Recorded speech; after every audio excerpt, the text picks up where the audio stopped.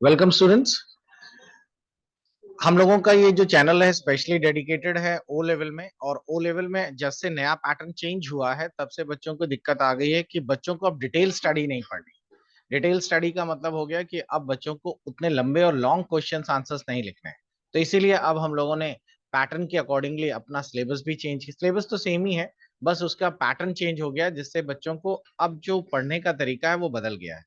अब हम आप लोगों को शॉर्ट स्टडीज देने वाले हैं या दे रहे हैं। आप अगर हमारे चैनल के प्लेलिस्ट में जाएंगे तो जैसे आप देखेंगे पाइथन के क्रैश कोर्सेज चल रहे हैं, जिसमें हम लोग छोटे छोटे वीडियोस में पूरा पाइथन खत्म कर रहे हैं। आप लोग इसको एक बार जरूर ट्राई करिएगा। और अब मैं आप लोगों को आज सीएसएस के बारे में बताने जा रहा हूँ। पहले थोड़ा सा सिलेबस देख ले। आपका ये सिलेबस जो है ये एचटीएमएल का सिलेबस है पेपर 2 का, जिसमें कि सबसे ज्यादा जो पोर्शन पूछा जाता है वो एचटीएमएल के बारे में आता है, 25 नंबर का। उसके बाद जो सेकंड सबसे ज्यादा पूछने वाले सवाल हैं वो है सीएसएस के। सीएसएस यानी कैस्केडिंग स्टाइल। एक चीज और आपको बता दें, जब तक आप एचटीएमएल नहीं जानते आप सीएसएस नहीं समझ सकते, क्योंकि एचटीएमएल को ही स्टाइल में या अपग्रेड करना ही सीएसएस कहलाता है। इसके बाद एक और टॉपिक है सीएसएस फ्रेमवर्क, वो भी इसी से जुड़ा हुआ है। और फिर उसके बाद है एंगुलर जेएस और जावास्क्रिप्ट, ये अलग है। 3 से 4 सवाल आपके फोटोशॉप के भी आते हैं। तो जो सबसे बड़ा पोर्शन आपके पेपर का है वो ये दो है। लिखने को तो इन्होंने 45 नंबर लिखा है, लेकिन अगर आप क्वेश्चन पेपर चेक करेंगे तो आप पाएंगे कि इसमें मोर देन 60 नंबर्स के क्वेश्चंस एचटीएमएल और सीएसएस के ही आए हैं। तो देखते हैं सीएसएस में क्या पोर्शन आएगा। ये है सीएसएस का पोर्शन। आपको पहले सीएसएस का इंट्रो, सीएसएस कितने प्रकार के यूज किया जा सकता है, सिलेक्टर्स क्या होते हैं, साथ ही साथ सीएसएस में क्लास सिलेक्शन, ये सब सिलेक्टर्स हैं।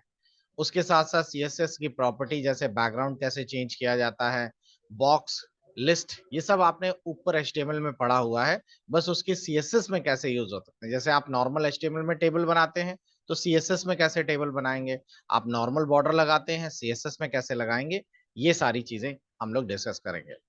तो सबसे पहले तो सीएसएस के बारे में ध्यान लीजिए।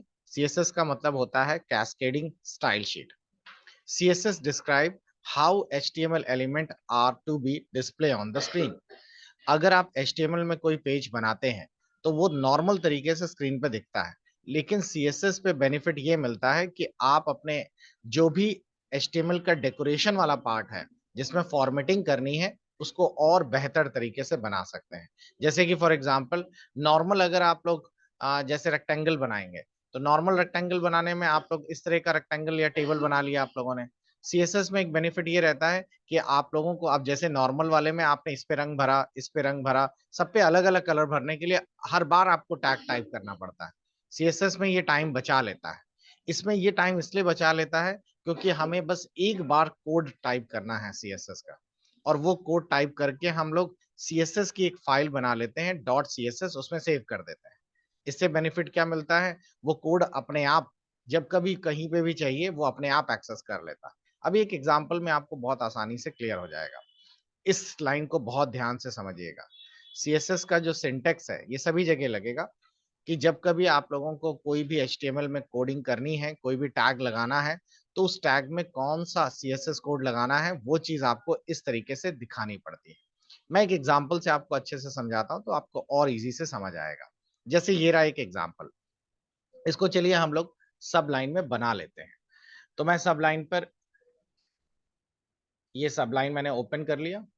सब लाइन पर मैंने एक ब्लैंक फाइल ली और नॉर्मल पहले एचटीएमएल के कोड टाइप कर दिए। आपको इतना तो पता ही है कि हम लोग फाइल बनाने के बाद इसको सेव कर लेते हैं डेमो डॉट एच के नाम पर। और सेव करने के बाद यहाँ पर मैं एचटीएमएल लिख देता हूँ, तो ये फाइल हमारी एचटीएमएल की अपने आप डेमो के रूप में आ गई। अब इस पे मैं थोड़ा सा कंटेंट लिख देता हूँ।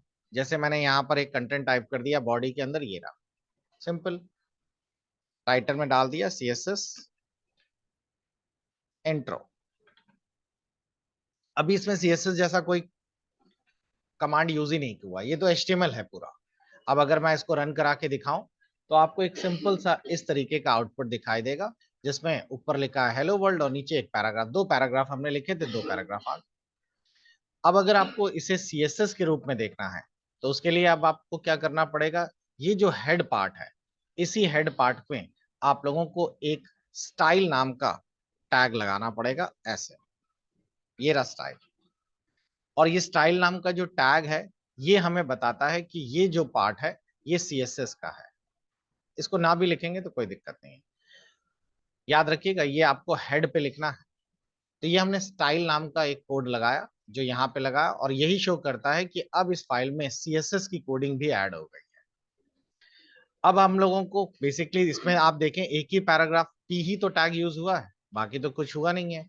अगर मैं आपसे कहता हूं कि इस वाले में आपको इसका रंग चेंज करना है, तो आप लोग यहाँ पे क्या करेंगे, इसका रंग चेंज करेंगे, तो आप लोग यहाँ डालेंगे ना कलर इक्वल टू, या फिर मैंने आपसे कहा इसका अलाइनमेंट चेंज करना है, तो आप यहाँ लिखेंगे अलाइन इक्वल टू राइट, इस तरह करके, तभी तो ये होगा। तो इस पर्टिकुलर में ये काम करेगा। नीचे वाले के लिए ये वाला जो एट्रीब्यूट्स है वो काम नहीं करेगा, उसके लिए फिर से नीचे लिखना पड़ेगा। लेकिन हम लोग क्या करने वाले हैं, ऊपर हम लोग एक सिलेक्टर लिखेंगे, और वो है हमारा पी। हमने ये लिख दिया। इसका मतलब है जब कभी भी नीचे पी पैट आपका टैग यूज होगा, तो उसके अंदर आप लोगों ने यहाँ पे टाइप कर दिया कि ये दो चीजें लिख जाएं। क्या क्या? जब कभी हमारा पी हो, यानी जहां पे भी पैराग्राफ का इस्तेमाल हो, उस जगह पर उसका कलर रेड हो और टेक्स्ट अलाइनमेंट सेंटर हो। अब देखा जाए तो ये हमने एक जनरल फॉर्मूला बना दिया पी के लिए, पी यानी पैराग्राफ के लिए। तो जब कभी पैराग्राफ की बात आएगी, तो प्रोग्राम ऑटोमेटिकली इस वाले पी की फॉर्मेटिंग ले लेगा, और इस वाले पी में भी हमें अलग से नहीं लिखना, क्योंकि दोनों के लिए तो एक ही पी काम करेगा। तो हमारा टाइम सेव हो गया, ये दोनों चीजें दोनों में काम करने वाली है। इसी पी को हम लोग कहते हैं सिलेक्टर। पहले मैं इसको सेव करके रन करा के दिखाता हूं आप लोगों को कि इसका आउटपुट देखिए इस तरीके से दिखाई देगा। ये देखिए दिखा रहा है, दोनों सेंटर पे भी आ गए और कलर भी, जबकि दोनों के लिए एक ही कॉमन स्टाइल लगाई गई है। अब इसी को हम लोग सिलेक्टर कहते हैं। अब आपको ये समझ आएगा। तो CSS में हमने ऊपर स्टाइल लिखा, और स्टाइल के अंदर पहला सिलेक्टर बताया। यहां पर अभी आपने जो एग्जांपल देखा उसमें सिलेक्टर यहाँ H1 की जगह क्या था, P, और उसके अंदर आपने लिखा उसका कलर जो है वो ब्लू है, यानी उसकी प्रॉपर्टी जो है, जैसे इस एग्जांपल में देखें तो H1 की प्रॉपर्टी जो है वो आप लोगों की ब्लू कलर में है, और उसका जो फॉन्ट साइज है वो 12 पिक्सल में है। अब मैं इसको एक और अच्छे बेनिफिट के या और अच्छे एग्जांपल के साथ दिखाता हूं। जैसे कि फॉर एग्जांपल हम लोगों ने अभी तक एक ही पैराग्राफ लिखा है। अब मैं यहां पर एक और टैग लिख देता हूं H1, और इसमें लिख देता हूं दिस इज CSS डेमो। अब अगर मैं इसको एग्जीक्यूट कराऊं, तो देखिए यहां पर CSS डेमो ये लिख कर आ रहा है। इस पर P वाले की प्रॉपर्टी यानी पैराग्राफ वाले की प्रॉपर्टी नहीं आ रही, क्योंकि ये तो अगर आप देखें तो इसका सिलेक्टर सिर्फ P के लिए हावी होगा, यानी ये दोनों चीजें P पर अप्लाई होंगी।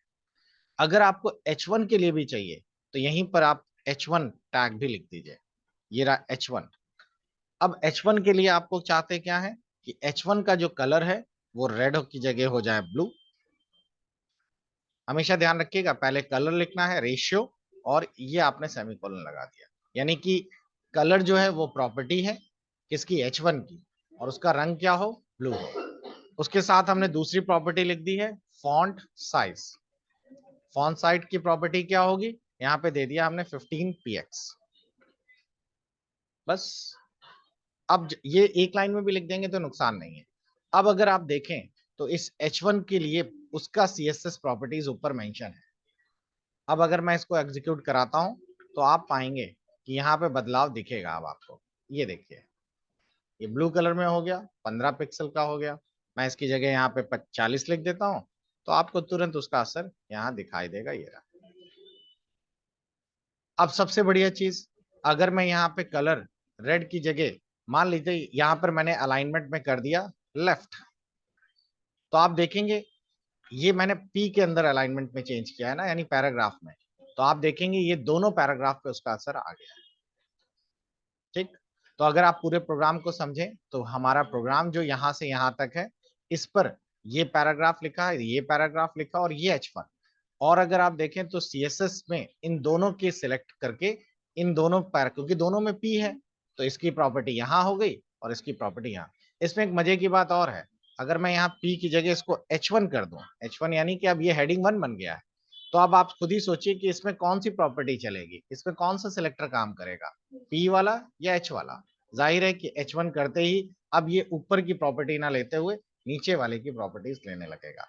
और अब देखिए काम कितना इजी हो गया, ये रहा। तो इस तरीके से आपका सीएसएस काम करता है।